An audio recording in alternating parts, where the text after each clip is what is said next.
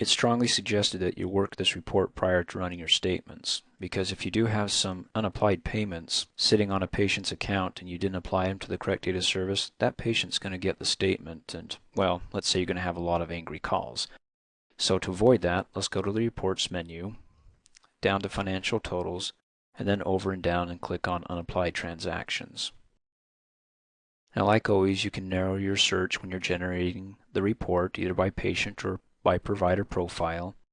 You can also include the unapplied write-offs and then click Generate. I left all of mine blank so I can generate all the unapplied transactions. And then, as you'll be able to see in this report, that we have a total of 4 patients here that have unapplied transactions, either from the patient or the insurance. So in other words, we have money sitting out there that's not applied to a specific patient portion or insurance portion.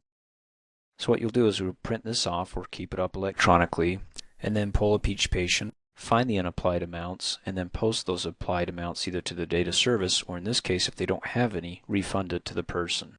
So what I'm going to do for this example, we'll take a look at Scott Damey and look at the $10 that wasn't applied. Again, print the report or save it. I'm going to pull up the patient, Scott. I'm going to go to the Transaction Entry tab and click on the Payment button. Now again, we're dealing with patient unapplieds. Or if we had insurance unapplieds, we'd select it from the drop-down menu, one or the other. Now this one was a patient. And you can see over here that I have $10 that's unapplied that's sitting there.